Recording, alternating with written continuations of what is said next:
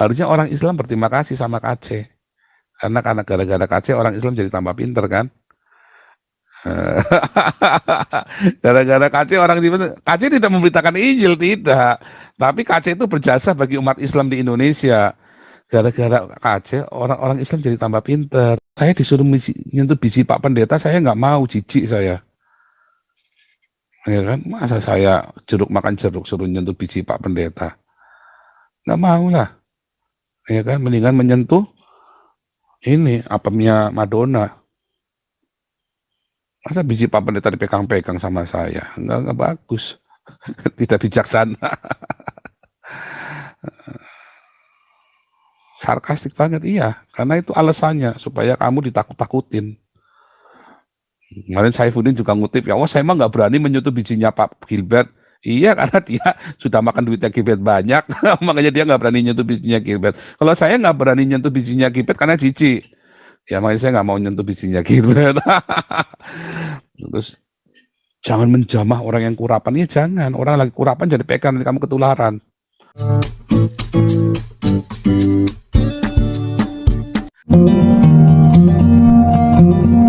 Terima kasih ya.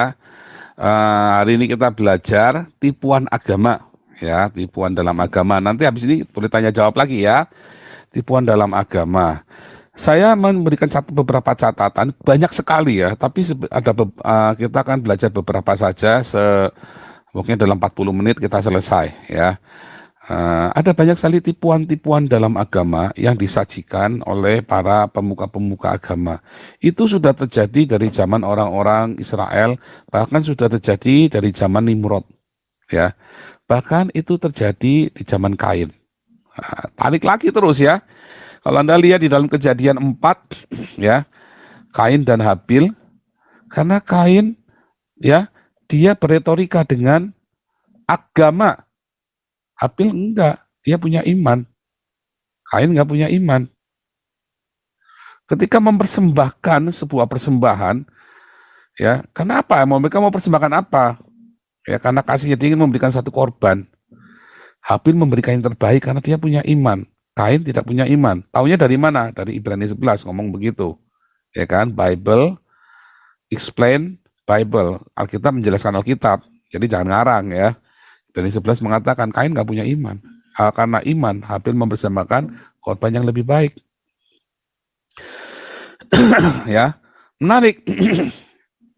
Nah, Kain dan Habil ini adalah sebuah demonstrasi bagaimana Habil dibunuh gara-gara agama.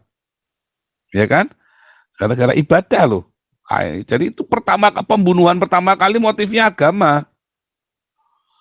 Pembunuhan pertama kali itu motifnya agama.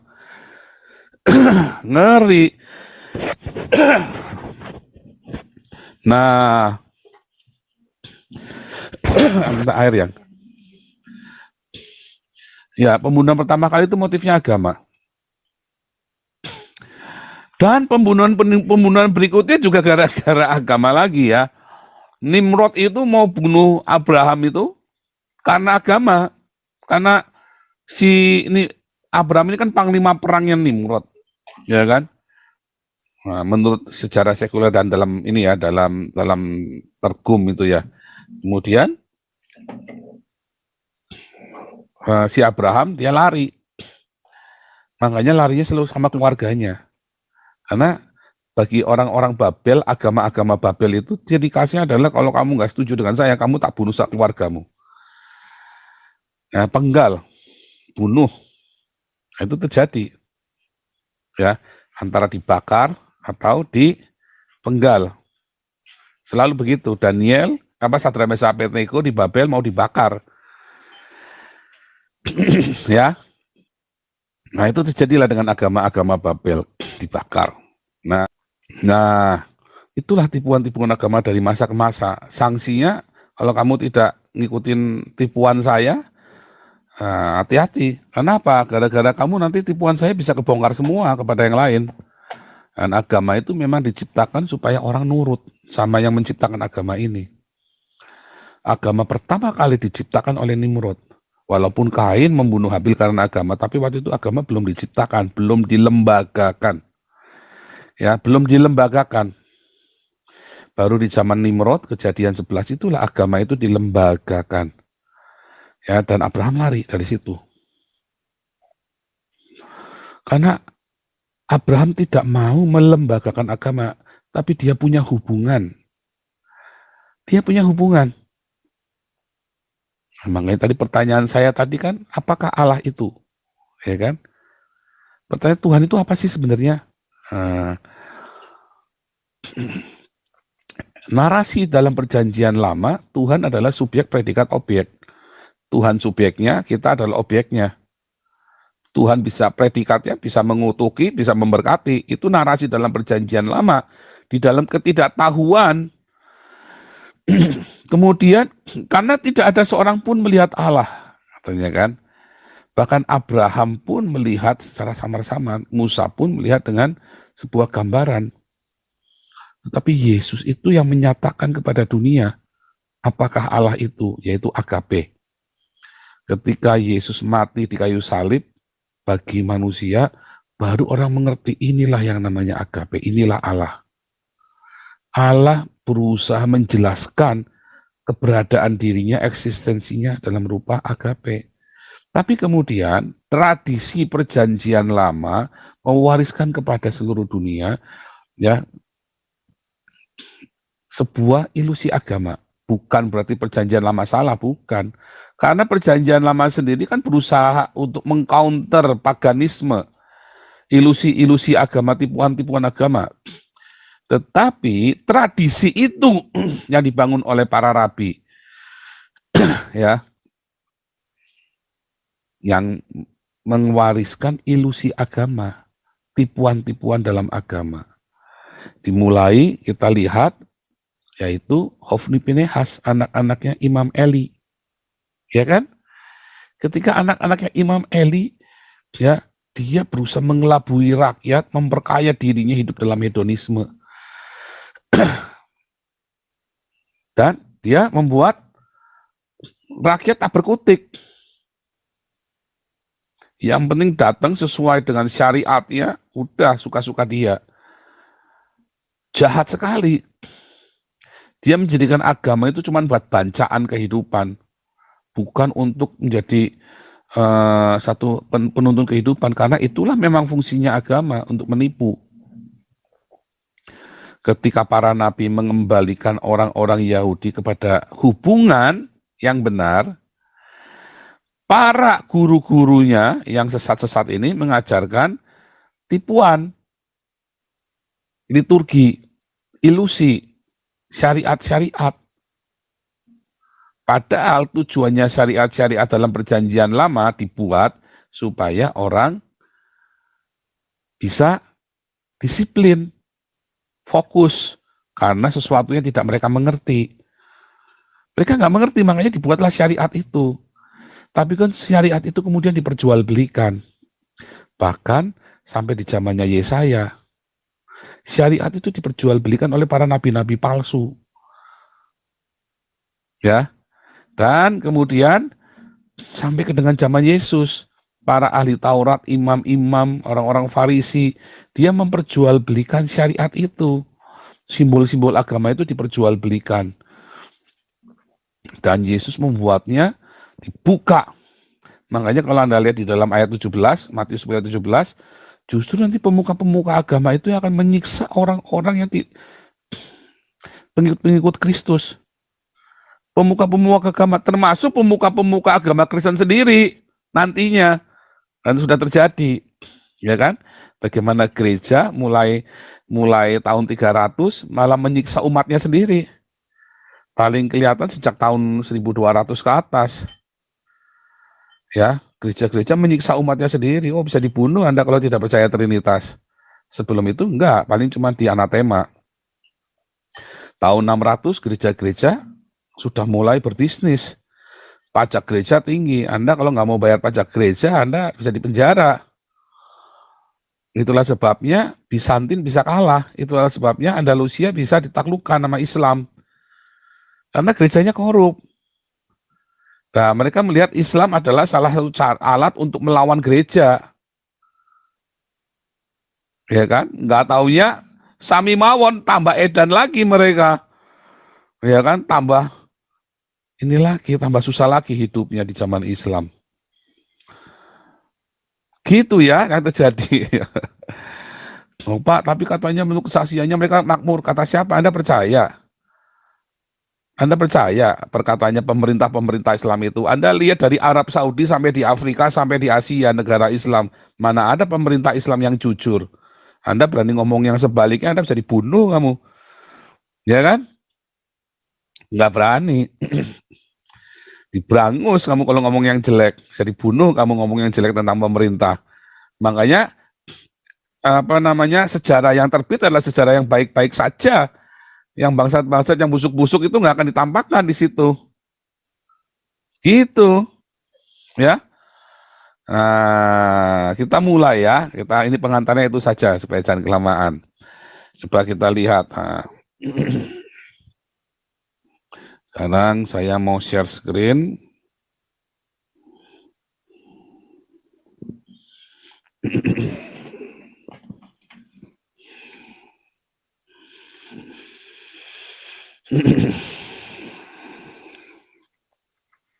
Ya, saya share screen ya. Pertama, nah ini kita cerita gereja saja ya. Nggak usah jauh-jauh agama juga. Satu, hitam. Ya, tipuan agama yang pertama. Ya, ke gereja, ke gedung gereja. Ya dalam hal ini rumah ibadah gitu ya, rumah ibadah.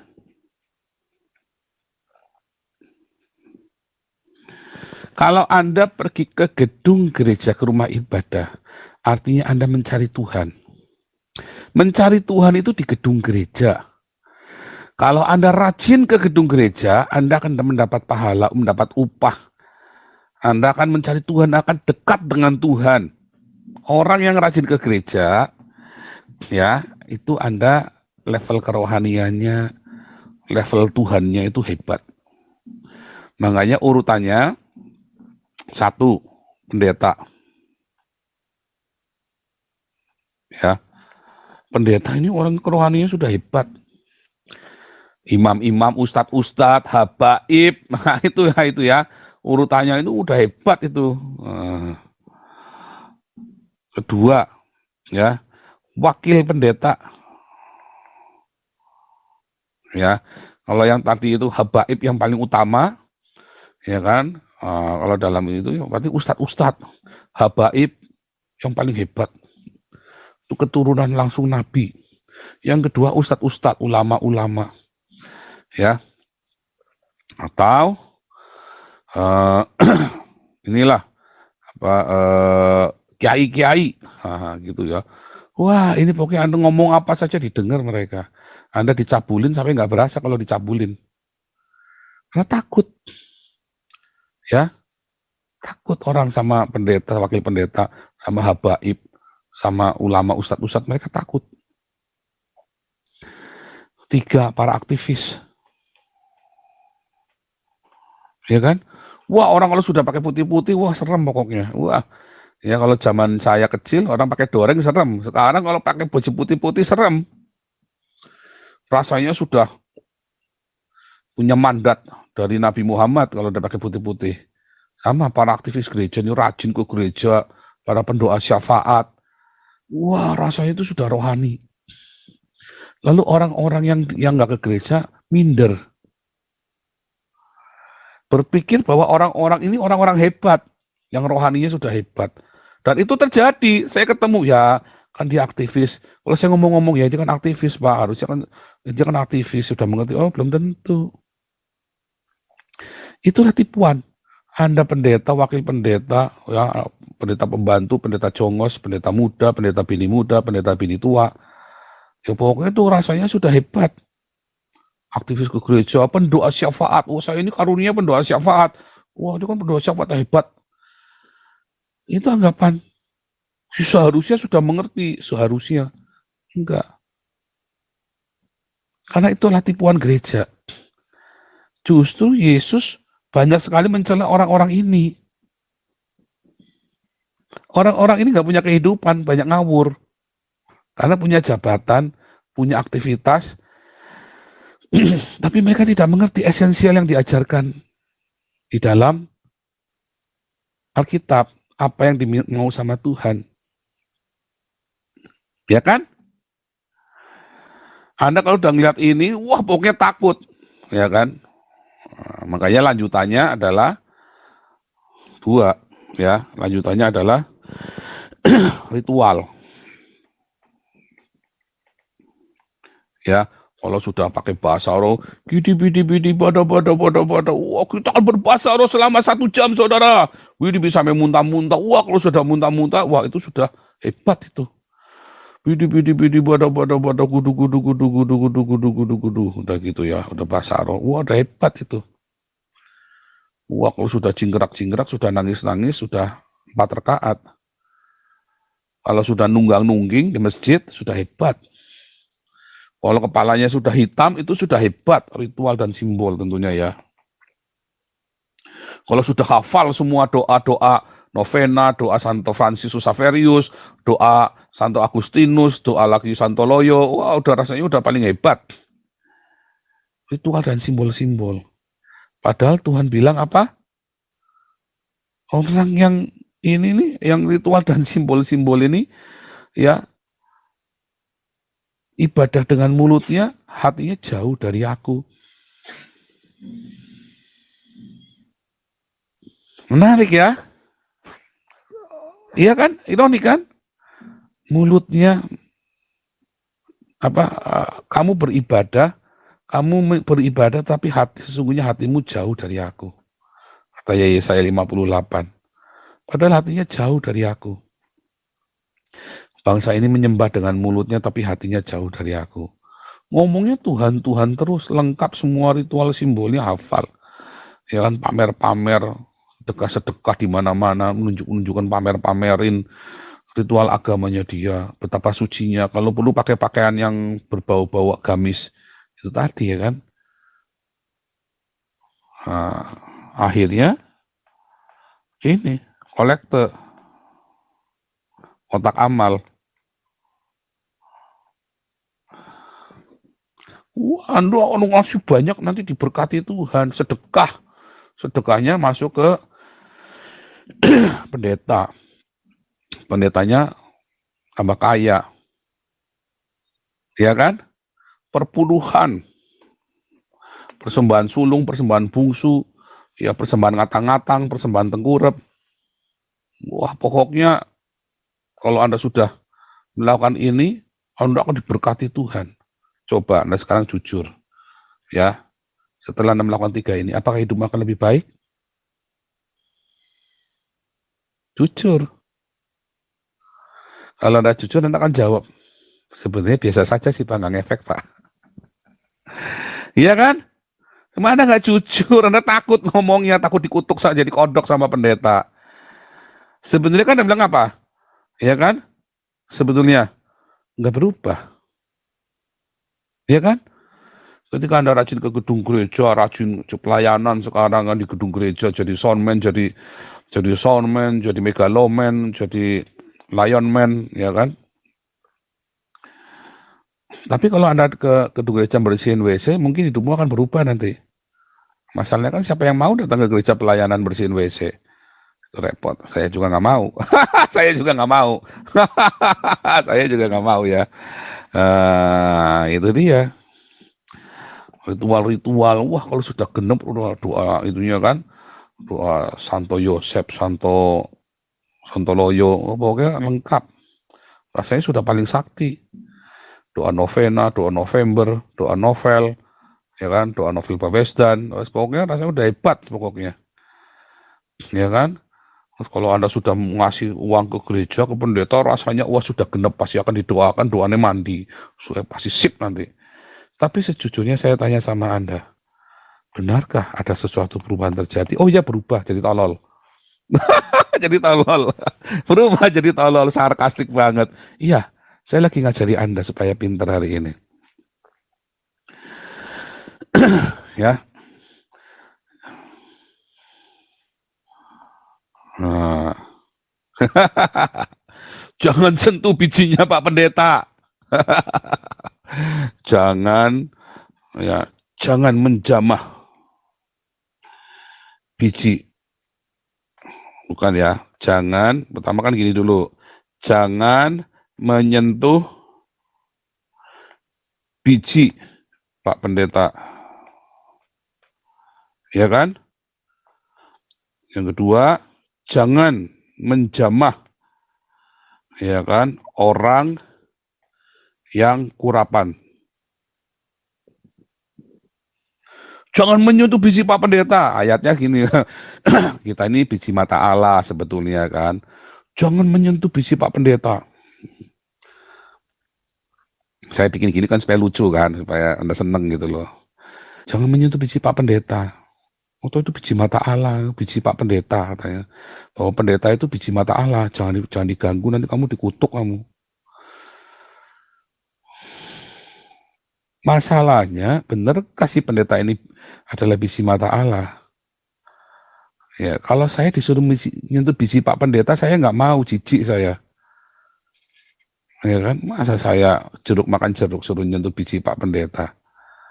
Nggak mau lah. Ya kan, mendingan menyentuh ini apemnya Madonna. Masa biji Pak Pendeta dipegang-pegang sama saya? Nggak bagus. Tidak bijaksana. Sarkastik banget, iya. Karena itu alasannya, supaya kamu ditakut-takutin. Kemarin Saifuddin juga ngutip, ya Allah saya emang nggak berani menyentuh bijinya Pak Gilbert. Iya, karena dia sudah makan duitnya Gilbert banyak, makanya dia nggak berani nyentuh bijinya Gilbert. Kalau saya nggak berani nyentuh bijinya Gilbert karena jijik. Ya makanya saya nggak mau nyentuh bijinya Gilbert. Terus jangan menjamah orang yang kurapan, ya jangan. Orang lagi kurapan jadi pekan, nanti kamu ketularan. Maksudnya itu, aku tidak mau menjamah orang yang diurapi oleh Allah. Itu kan ngambil dari ceritanya Daud itu loh. Aku tidak mau menjamah orang yang diurapi Tuhan. Itu, tapi kali itu kan karena Daud menghormati. Tapi benarkah orang itu diurapi Tuhan? Bukankah Anda dengan saya juga diurapi Tuhan? Apakah hanya pendeta yang diurapi Tuhan? Iya, tapi kan dia dengan khusus, Pak, punya urapan khusus, siapa bilang? Yang beda khusus apa enggak kan organisasinya dia. Ya kan? Kan organisasinya dia yang bikin khusus nggak khusus. Perjanjian baru mah nggak ada ceritanya urapan-urapan begituan. Ya kan? Anda hidupnya dalam perjanjian lama soalnya. Dalam perjanjian baru, Tuhan Yesus itu hantam loh, orang-orang ini dihantam sama Tuhan Yesus. Yohanes Pembaptis hantam orang-orang ini, ular beludak kau. Gitu ya. Itulah supaya tujuannya pendeta-pendeta ini ngotbahin ini kan supaya Anda jangan membongkar yang tiga itu. Bentar, pas ya. Iya kan? Jangan menyentuh bijinya Tuhan supaya Anda takut sama Pak Pendeta. Wah saya ini pendeta Paul ini mengajari enggak benar, ngajari berontak. Oh enggak, saya ngajari Anda supaya Anda itu bertuhan itu dengan berakal. Jangan membabi buta, jangan fanatik. Ulama nggak boleh, wah, undang-undang pelindungan ulama yaitu your head is not symmetric, gundulmu peyang. Emang kenapa kalau ulama itu salahnya penjara? Nggak usah bikin undang-undang perlindungan ulama. Enak aja. Justru kalau ada ulama bikin tindakan yang salah, hukumannya harus double. 2 kali lipat harusnya hukumannya. Karena dia ulama, dia sudah mengerti kebenaran. Kalau dia pendeta, dia berzina, hukumannya 2 kali lipat. Karena dia sudah mengerti kebenaran.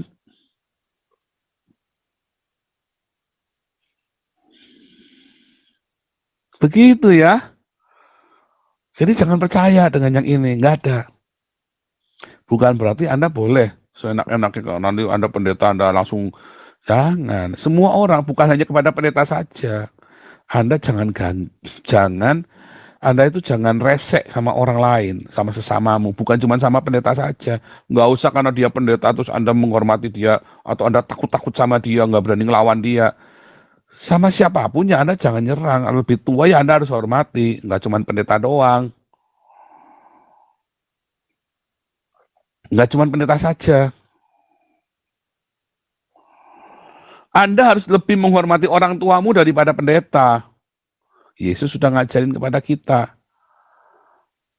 Ya, jangan Anda menghormati pendeta, orang tuamu nggak pelihara. Banyak orang begitu. Saya banyak lihat dengan mata kepala sendiri. Orang lebih banyak menghormati pendetanya, orang tuanya nggak dipelihara, orang tuanya nggak dirawat, orang tuanya nggak dihormati. Jangan sampai. Ya, serem. Serem ya. Eh, terus,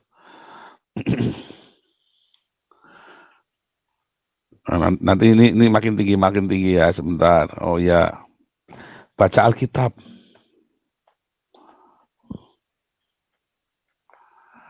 Ada dua ya, ada dua. Satu, jangan baca Alkitab sendiri nanti sesat. Jangan belajar Alkitab sendiri nanti sesat. Pendetamu tuh lagi nipu kamu supaya kamu jangan tahu isi Alkitab.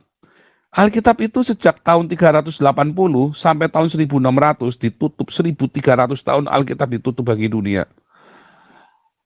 Supaya orang jangan baca Alkitab, supaya orang mudah dibohongin. Dan gereja yang melakukannya. 1200 tahun. Bahkan orang perempuan tuh nggak boleh pegang Alkitab. Nyalin Alkitab nggak boleh, bisa dibunuh itu orang Alkitab kalau orang perempuan kalau nulis Alkitab. Dari tahun 380 zamannya Jerome, Vulgata itu sampai tahun 1600. Ya, 1500 sorry ya, 1500. Dan kemudian Martin Luther menerjemahkan pertama kali. Alkitab itu ke bahasa lain. Wah, geger seluruh dunia. Martin Luther mau dibunuh. Karena Alkitab diterjemahkan ke bahasa lain. Demikian juga dengan Al-Quran. Ya, Anda ditipu. Pakainya bahasa Arab. Sehingga umatnya nggak ada yang ngerti. Ketika ada yang bongkar, dipenjara orangnya. Ya, ketika ada yang bongkar, kitab kuningnya, KC itu kan dipenjara. Harusnya orang Islam berterima kasih sama KC. Karena gara-gara KC orang Islam jadi tambah pinter kan. Gara-gara KC KC tidak memberitakan Injil, tidak. Tapi KC itu berjasa bagi umat Islam di Indonesia. Gara-gara KC orang-orang Islam jadi tambah pinter. Gitu ya. Jadi ngerti isinya. Ya gitu. Jangan baca Alkitab sendiri. Nanti kamu sesat. Karena pendeta takut Anda baca Alkitab lalu Anda nanya terus banyak-banyak, dia nggak bisa jawab. Termasuk, Pak, uang perpuluhannya kemana? Ya itu jawabannya kayak Saifuddin Ibrahim, jawabannya kayak keluarganya KC. Loh ini kan urusan saya, mau buat apa? Loh, kok urusan apa? Itu dana dikumpul dari publik. Dana yang dikumpul dari publik Anda harus bertanggung jawabkan. Buat apa? Di mana-mana begitu, di Indonesia aja gitu karena Anda ditipu. Konghi itu masuk penjara gara-gara dana dikumpul dari publik, itu memang haknya dia, tetapi tetap di penjara. Ya, anaknya Yonggi Cho itu masuk penjara ya gara-gara itu memang haknya dia dikumpulin dari publik. Tapi nggak bisa, itu dana kumpul dari publik ya harus diaudit. Kalau Anda tidak mau diaudit, Anda sedang menipu. Ya, Anda sedang nipu. Yang bekas penjahat saya.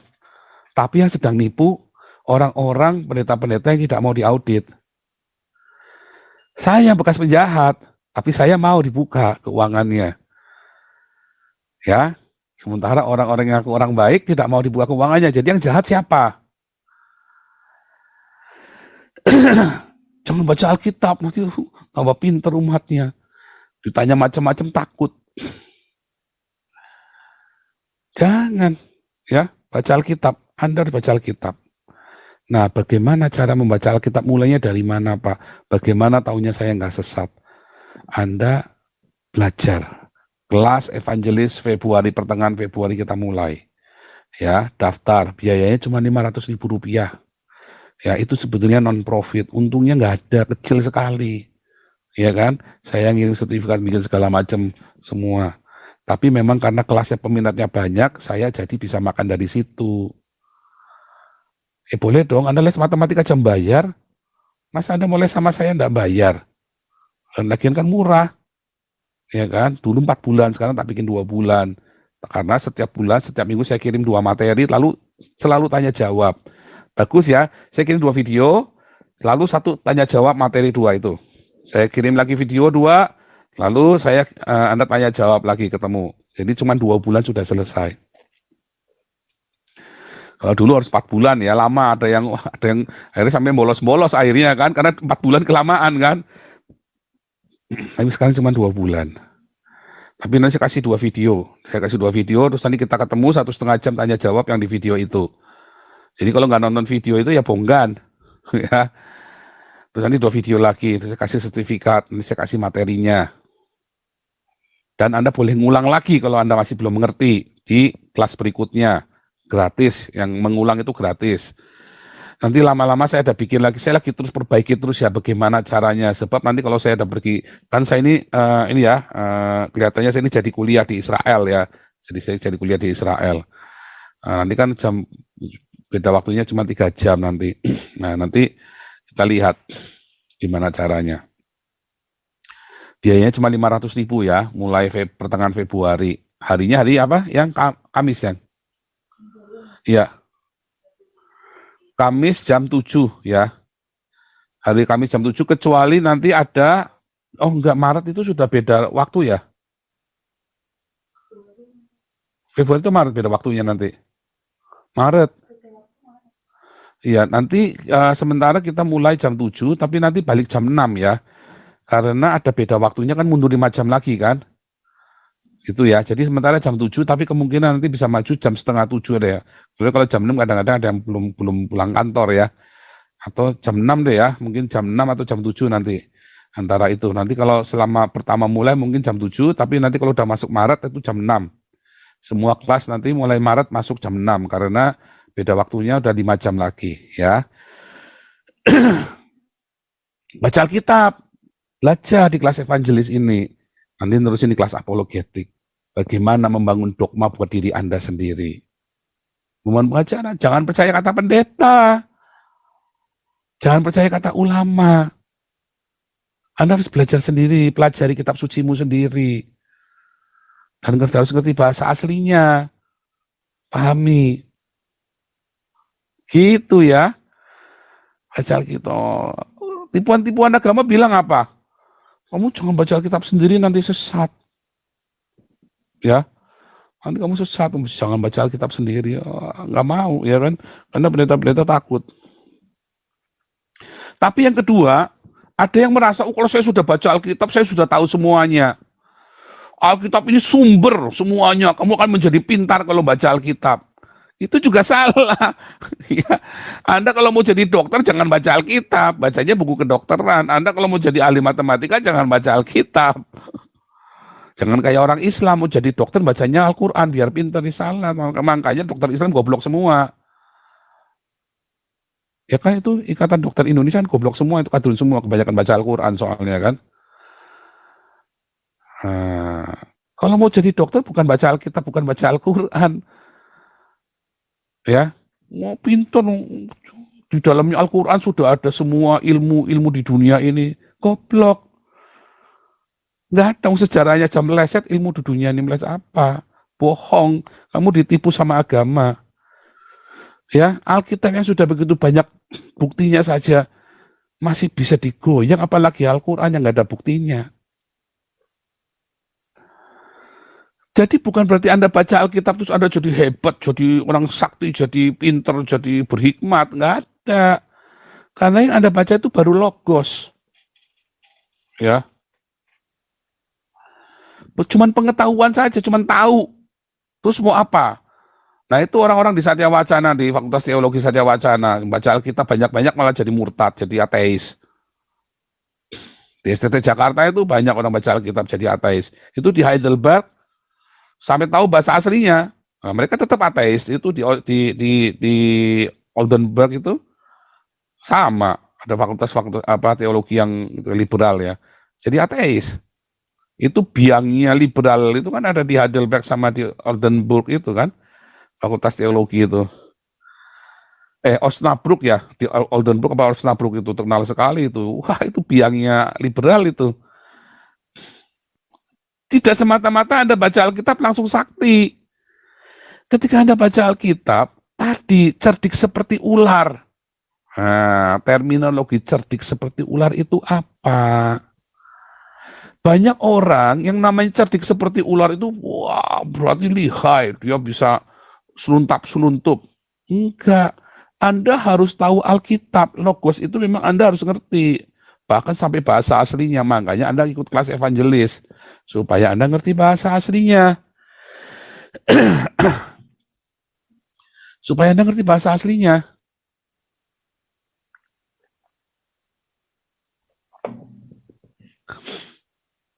Ya, kita ajari bagaimana menggunakan tools, parsing.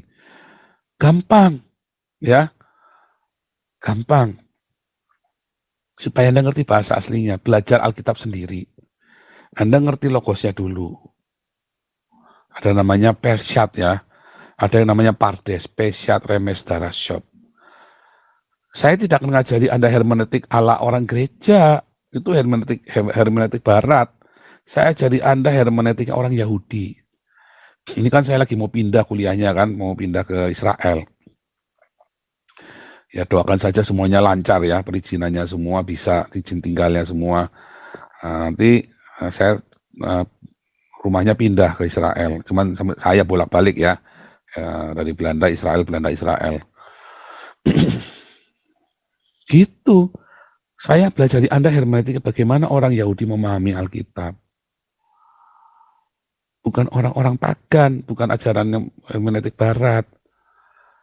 Karena di akhir zaman ini, itu akan dibukakan rahasia-rahasia firman Tuhan.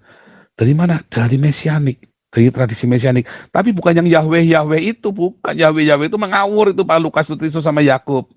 Itu ngawur ya itu ya. Itu cocokmologi dia itu. Ya. Ini tulisan Allah diputar, dipisah, dicelupin. Jadilah begini. Jadi kayak dukun. Nggak ada pemahaman orang Yahudi Alkitab ngajari kayak gituan, nggak ada. Ngarang sendiri dia kayak dukun, karena mereka kan dari asalnya kan dukun kan, Pak Pendeta Lukas sama Pendeta Yakub ini. Salah itu ya. Salah itu, ngawur itu. Yahweh, Yahweh. Nah kata Yahweh saja salah. Ngomong Yahweh itu salah. Yang betul tuh Yehova. Nanti diajarin di kelas evangelis. Ya, cara bacanya yang benar. Bukan Yahweh, Yehova. Nah, sesat Pak, ya belum sesat, belum sesat. Tapi lama-lama bisa sesat kalau diterusin. Aku udah dibaptis ulang pakai nama Yesua Hamasia, yang dibaptis nama Yesus Kristus, berarti masuk neraka semua. Ngawur. Yesusnya aja pakai bahasa Yunani, nanti diajarin di kelas evangelis. Orang Islam kan langsung bilang tuh kan, karena orang Islam nggak ngerti. Dari mana? Dari orang Kristen yang nggak ngerti. Orang Islam belajar dari orang-orang teolog liberal yang nggak ngerti. Bahwa Yesus itu berbahasa Yunani, nggak berbahasa Ibrani. Akhirnya orang Islamnya ikut tolol, ikut bodoh. Ya, jadi begitu, logos itu dibaca, lalu Anda harus melakukan dengan agape. Nanti jadi rema. Rema ini adalah iman. Ya kan? Tinggallah di dalam agapeku, maka kamu akan punya rema. Remaku di dalammu. Remaku adalah roh. Yohanes 6 ayat 3, ayat 63. Jadi nggak ada namanya kepenuhan Roh Kudus, kesurupan, kejang-kejang, terus Anda nggak ada. Kepenuhan Roh Kudus itu artinya Anda kepenuhan rema. Dari mana rema? Dari agape. Kalau Anda tinggal di agape, tapi bagaimana bisa punya rema kalau Anda nggak punya logos? Bahannya nggak ada yang dijadikan rema, makanya harus baca logos. Anda baca logos itu dibaca semua sampai pesyatnya itu benar, bacaannya benar. Tadi malam saya kedatangan tamu ya, rekan lama. Dia masih ayat Alkitab, dugaan-dugaan dia. Saya bilang ayatnya salah, bunyinya nggak begitu. Ayatnya bunyinya nggak begitu. Dia ngotot. Ayatnya bunyinya nggak begitu, tak kasih tahu. Setelah dibaca, dia bingung. Iya ya, ayatnya bunyinya nggak begini. Terus dia mengoreksi saya, Pak, Yesus itu tidak membatalkan Taurat, Pak. Yesus itu menggenapi. Yesus membatalkan Taurat. Saya bilang, Yesus membatalkan Taurat. Baca Efesus 2 ayat 15. Dia kaget, oh iya ya membatalkan. Iya membatalkan. Kalau Yesus tidak membatalkan Taurat, maka kamu Orang-orang Kristen semua harus disunat. Yang homoseks sudah dibunuh. Taurat itu dibatalkan oleh Yesus. Kalau gitu kita nggak perlu hormat orang tua lagi dong. Harus, karena di perjanjian baru ditulis, hormatilah ibu bapamu. Yesus juga ngajarin, kamu harus menghormati orang tuamu melebihi menghormati kepada para imam. Kamu harus merawat orang tuamu lebih daripada merawat bait suci. Gitu. Ya. Jadi ditulis di perjanjian baru. Jangan bilang nggak boleh menghormati orang tua. Di perjanjian baru ditulis lagi, kamu harus menghormati orang tuamu melebihi para pendetamu. Kamu harus merawat orang tuamu melebihi kamu merawat pendetamu. Makanya saya nggak pernah kasih nomor rekening saya, supaya Anda jangan terhipnotis oleh saya, lalu Anda ngasih uang kanda-kanda saya, sementara orang tuamu, keponakanmu kapiran. Saya saja, daripada saya nolongin orang miskin dulu, saya tolong kakak saya dulu. Baru saya merasa itu cukup, saya tolong orang miskin. Mereka jadi saudara kita, mereka jadi saudara kandung kita supaya kita tolong. Bukan Anda nolongin orang miskin, orang nggak kenal ditolong, saudaramu nggak ditolong. Munafik namanya. Taunya dari mana? Dari firman Tuhan, dari Logos tadi. Mereka itu Tuhan buat jadi saudara kandungmu, jadi saudara sepupumu, jadi family name yang sama denganmu, supaya kamu peduli sama mereka. Orang mempedulikan kaumnya. Malah orang tidak kenal kamu tolong, keluargamu kapiran, apalagi anakmu kapiran, istrimu kapiran, pendetamu kamu entertain habis-habisan, istrimu bau bawang putih, tidak pernah dibelikan parfum, lalu Anda bilang istrimu sudah membosankan. Ustadz-ustadznya kamu sedekah, kasih ustadz-ustadz semua, sementara istrimu dibiarkan bau bawang, lalu atasannya istrimu sudah tidak menarik lagi, kamu kawin lagi 4 kali. Bikin cantik, istrimu dibikin yang cantik dong. Dirawat. Ya, dirawat. Saya mah daripada beliin Pak Pendeta mobil bagus, mendingan saya bikin cantik istri saya. Serius. Boleh. Kirim ke salon dong, sebulan sekali suruh ke salon. Ya cantik. Jangan malah kawin lagi, ngelirik-lirik sekretaris, ngelirik-lirik bininya orang. Istrimu bikin cantik dong itu. Suami-suami bertobat, istrimu suruh ke salon, jangan malah cem-ceman. Biaya yang Anda kasih ke cem-ceman, ya, mendingan bikin permak istrimu biar cantik. Sama saja. Ya, tapi beda tuh Pak, bahan dasarnya kan beda. Nah itu dia. Bahan dasarnya beda. Kamu cem-ceman, kamu belum tahu bahan dasarnya itu racun semua sama bangkai tikus. Dia pintar meremak dirinya sendiri, kamu nggak tahu, kamu ketipu. Malah cem-ceman bahan dasarnya pakai bahan dari bangkai tikus, kamu pelihara. Istrimu itu yang dari emas bahan dasarnya, kamu biarkan sampai belepotan lumpur begitu. Coba dipoles dong. Masuk ke sekolah kepribadian John Robert Powell, ikutin kelas evangelisnya Nabi ke-26. Ikut kelas apostolik, nanti tak ajari bagaimana seks yang indah di dalam Tuhan. Wah, ngeri Nabi ke-26 ngajari Kama Sutra. Iya, belum tahu Nabi ke-26 ini ngajari Kidung Agung kan? Kalian belum tahu saya bahas Kidung Agung kan? Nanti yang kelas apostolik yang berikutnya saya bacanya ngeri. 18 tahun ke atas, khusus bagi yang sudah punya istri dan punya suami, yang punya pasangan. Kalau yang nggak punya, nanti Anda nggak ada lawannya, bingung nanti. Haleluya. Udah cukup ah. Nah, ini dulu ya. Nah, endingnya saya promosi kelas evangelis. Bukan ya, saya benar-benar ya. Nah, saya benar-benar. Anda ikutin kelas evangelis. Saya ajarin Anda bagaimana membaca Logos yang benar. Anda terkenyut-kenyut, ya kan? Anda kan terkenyut-kenyut kalau saya ngajari Anda Logos. Ternyata selama ini Anda hidupnya di dalam asumsi firman Tuhan. Firman Tuhan nggak bilang begitu, tapi Anda berasumsi firman Tuhan bilang begitu. Saya ajari itu nanti. Yang bayar 500.000 per orang. Ya, dulu sudah pernah saya coba gratiskan, tapi kurang ajar orangnya, cuma dicicip sekali 2 kali terus nggak ada lagi. Saya nggak mau digituin. Kok bayar? Kalau nggak punya duit ya berdoa, begitu saja. Nah, sebagian videonya ada yang saya buka. Nah, yang ada waktu itu nanti ini bulan Januari ini ya, nanti mulai malam ini saya update ya video-videonya. Anda join member saja. Klik join member ini ya. Sebentar. Caranya tuh gini nih, join member.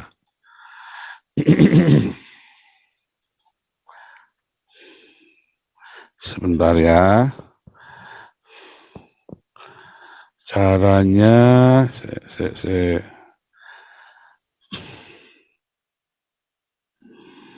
misalnya gini kan.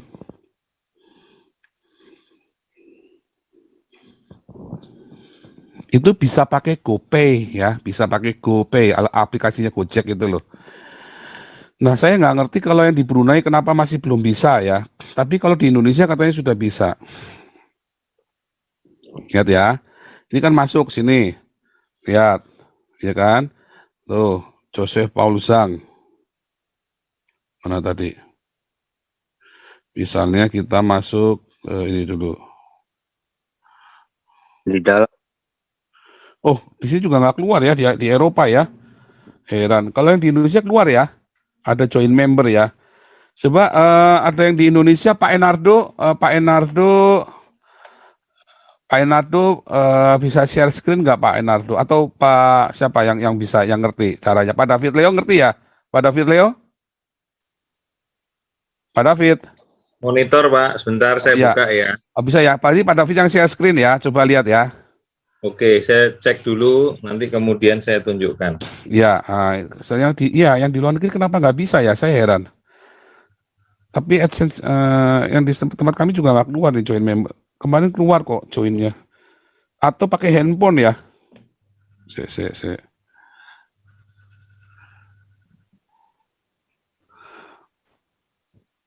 Itu ada Oh, join saya share member. screen ya, Pak. Hah? Saya share screen. Ya, Saya share share screen. screen. Ya, Nanti Pak arahkan ya yang mana, ya, soalnya. ya. Kan YouTube, masuk ke YouTube-nya saya. Nah, Nah itu ini, satu. Nah, itu ya, coba klik join. Itu ada, sebentar ya. Itu ada tulisan join ya. Klik join. ini kan Pak. Sebentar. Mana? Klik join ya. Itu kok nggak bisa diedit ya ini ya. Oh, saya yang sentuh ini. Oh ya, ya. Atau Pak yang ini, Pak mau kasih lingkari. Pak bisa pakai pena di situ, bisa Bapak Tapi coret-coret. nggak ada ini, nggak keluar tulisan penanya. Oh enggak ya. Nggak apa-apa deh, itu ada tulisan join itu di tengah itu ya. Ya, sudah. Terus tuh ada pilihan tuh join, tinggal join aja ya. Itu tinggal join itu juga nanti ada beberapa yang saya ini ya, yang saya nanti saya update. Ini kan video-video lama tahun 2 tahun yang lalu. Saya update semua, saya ganti semua. Nanti ada update baru ya. Nah, ada beberapa. Yang baru-baru ini lebih banyak bau-bau rabbinik ya. Jadi saya ajarin dari Tergum, dari Talmud saya ajarin semua. Kira-kira itu ya. Yang di Indonesia bisa, kalau luar negeri belum bisa berarti ya. Ini ada Ini Pak ada evangelis semua class, ini Pak. apologetic class, Sampel ada ya. evangelis class, apologetic class, apostolic class. Ada Mm-mm. 4 ya Pak. Ya, nah itu bisa bulanan ya, Anda bisa ini. Oke, gitu ya. Jadi caranya juga bisa begitu kalau Anda nggak ada waktu buat tatap muka. Tetapi saya rasa kalau yang kelas baru ini, karena kita cuma 2 bulan, dan ketemu saya kasih videonya, ya dua video, tiap ini ketemu kita tanya jawab. Oke, kiranya rema dari Tuhan Yesus hari ini membuat Anda tidak tertipu oleh agama lagi. Tapi temui Tuhan yang sejati. Di dalam Matius 16, ya, ayat 13, Yesus tanya sama murid-muridnya, menurut orang siapakah aku ini? Terus mulai celemongan, kalian nabi apa segala macam. Tapi Tuhan Yesus bilang, tapi menurut kamu siapa aku ini? Itu, jangan kata Pak Pendeta, menurut Anda Yesus itu siapa? Nggak salah, tidak akan salah. Menurut Anda Yesus apa? Nabi Pak, bukan Tuhan. Ya nggak apa-apa. Bukan Allah maksudnya ya. Yesus Tuhan, majikan. Bukan Pak Yesus Yehova kan bilang, ya nggak apa-apa. Kalau ilmumu masih sampai segitu ya nggak apa-apa. Menurut kamu Yesus itu siapa? Nabi, cuma nabi Pak, bukan Allah. Ya nggak apa-apa. Berarti sayang sekali pemahaman segitu. Nah, berarti kan Anda harus belajar lagi sama orang yang mengerti. Ya, tetapi syarat keselamatan ada di dalam Roma 10 ayat 9. Barang siapa mengaku Yesus adalah majikan. Bukan Yesus adalah Allah. Yesus adalah majikan. Dan Allah membangkitkan Yesus dari orang-orang mati. Artinya Allah adalah juru selamatnya. Yesus adalah juru selamatmu. Kamu akan selamat. Mungkin kamu belum mengerti bahwa Yesus adalah sang Allah sendiri. Nggak apa-apa. Tapi kamu harus punya pengalaman pribadi sama Tuhan yang benar. Jangan berilusi. Yang penting ngerti Trinitas, ngawur. Enggak. Ya, Trinitas tidak menyelamatkan. Tapi pengakuan. Dan kalau udah ngaku ya dilakukan bahwa dia adalah majikan kita. Lah ngaku-ngaku Yesus majikan tapi Anda masih minta perintah Yesus buat jagain pentilmu, buat jagain ngurapi mobil dengan minyak. Ya Yesus disuruh jadi tukang car wash, tukang cuci mobil. Ngawur kamu. Jangan, Yesus itu majikan kita. Kita ini kacungnya, jangan dibalik-balik. Makanya lepaskan diri dari ilusi-ilusi agama, dari tipuan-tipuan agama. Baca Alkitab yang benar dan hidup di dalam agape. Nanti Anda nggak hidup dalam ilusi, hidup dalam kasih, praktek. Ya, makanya Anda ditipu. Makanya saya bilang, kalau Anda ngasih uang ke saya, berkatmu ya dari doanya saya. Kalau Anda ingin mendukung pelayanan saya, kirim uang ke saya. Kalau Anda ingin diberkati dan tidak mungkin salah, bagi uangmu, belikan makanan buat orang miskin. Nggak akan meleset. Kecuali Tuhan gerakan hatimu buat kasih ke saya. Karena saya lagi berdoa, Tuhan saya lagi butuh bikin kontainer. Buat saya bisa pelayanan, langsung buka kontainernya dan langsung saya penginjilan tanpa saya harus gotong-gotong lagi setengah mati.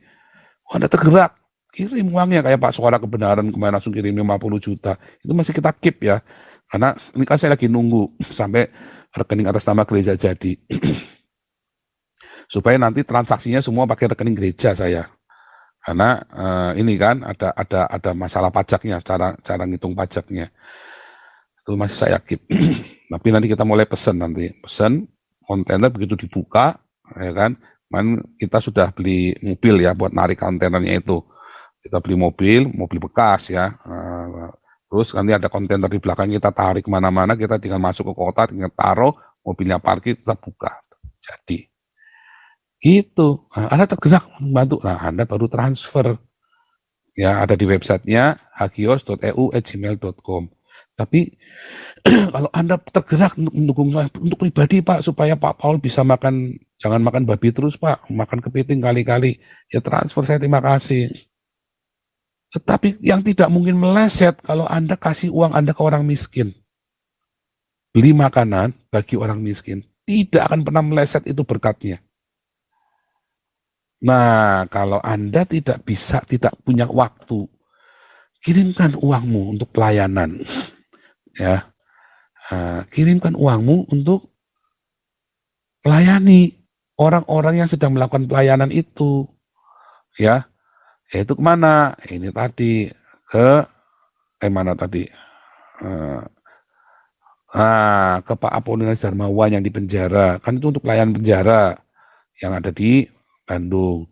Kasih makan orang miskin, Yayasan Damaris, ya. Kita Januari mau sentuh 3.000, kemarin sudah sepakat Penatua ya.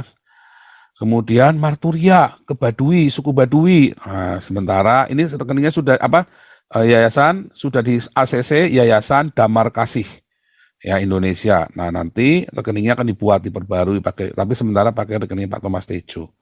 Ini sudah jadi ya, hampir jadi Pak Thomas Tejo, sudah sampai progresnya sudah bagus ya. Pak Thomas Tejo ada di sini nggak? Sudah sampai mana ya itunya ya? Progresnya ya. Tapi kemarin terakhir kirim ke saya, sudah naik semua ya, sudah tinggal ngasih atap. Itunya saungnya, itu butuh 30 juta. Satu saung kita mau bikin 3. Ya.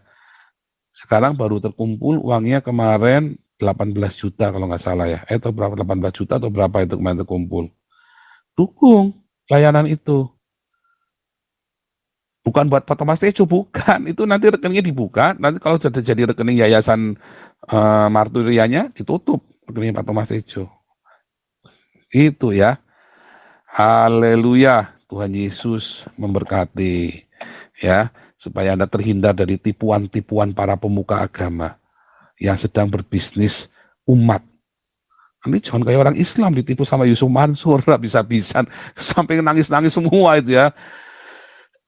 Jangan ya, jangan mau ditipu. Kalau saya ngomong terus terang aja ya, Anda mau kasih saya buat pribadi saya terima. Tapi saya tidak akan minta di sini karena Anda akan lebih diberkati kalau Anda ngasih orang miskin.